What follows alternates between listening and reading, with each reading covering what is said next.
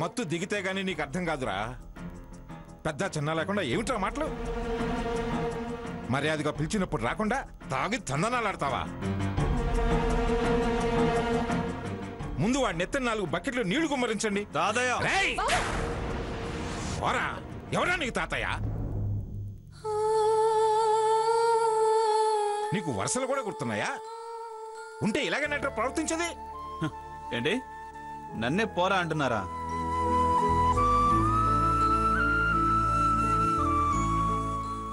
ఓ అన్న చూరు పట్టుకొని వేలాడడానికి నేను వీళ్ళలాగా పౌరుషం లేనివాడిని కాను.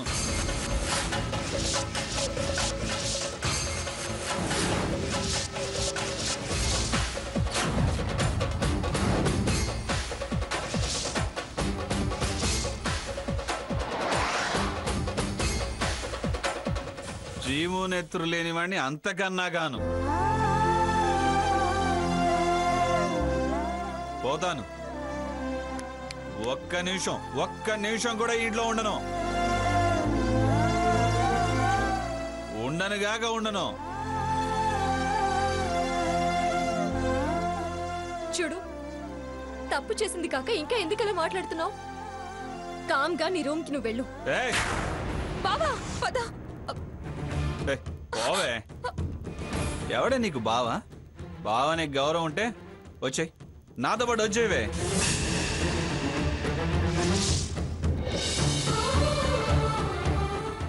చాలా సరిపోయిందా? ఇదే కదా మీరు కోరుకుంది.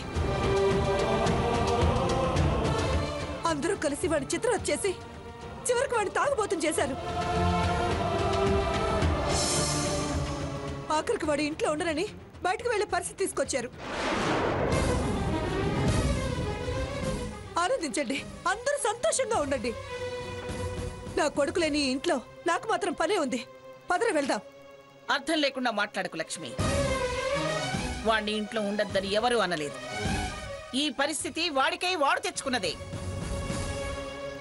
ఓకే ఓకే ఓకే, నేనే తెచ్చుకున్నాను. నీ ప్రేమేంటో నాకు బాగా అర్థమైంది.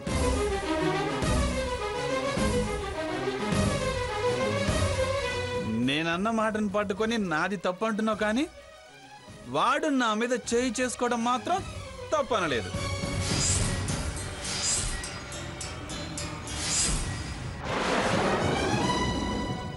అంటే వాడు రైట్ అయిపోయాడు, నేను రాంగ్ అయిపోయాను. వాడు మంచోడైపోయాడు, నేను చెడోనైపోయాను.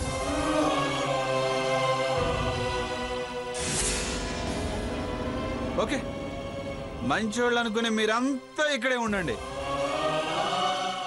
నా అనుకునే వాళ్ళు నాతో వస్తారు. ఐమ్ సారీ సాకేత్, నేను మంచి చేద్దామని వస్తే అది చెడయింది.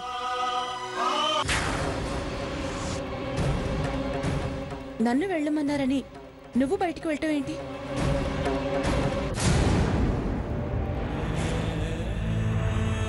నేను ఎలాగో బయటదాన్ని, నేనే వెళ్తాను. నువ్వు ఇలా మీ వాళ్ళని వదిలేసి ఎక్కడికి వెళ్ళదు. నో, నీకు తెలీదు. నా వాళ్ళు అని ఇంత క్రితం అనుకున్నా, కానీ నాకు నిజం తెలిసేలా చేశావు. మంచి మర్యాద లేని ఈ మనుషుల మధ్య నేను అస్సలు ఉండను. ఆరతి, ఇఫ్ యూ డోంట్ మైండ్, నాకు ఇంకో చిన్న హెల్ప్ చేయగలవా? ఇంకో హెల్పా? వద్దు, చేసిన హెల్ప్కి పడ్డ శిక్ష చాలు సాకేత్. శిక్ష అనుకోదు హారతి, నాకు కనువిప్పు కలిగింది.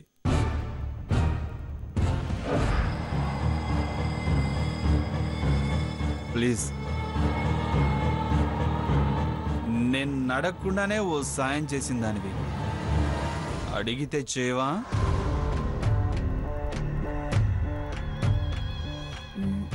ఏంటది? నన్ను నాతో పాటు వచ్చే వాళ్ళని మా గెస్ట్ హౌస్ దగ్గర దించాలి.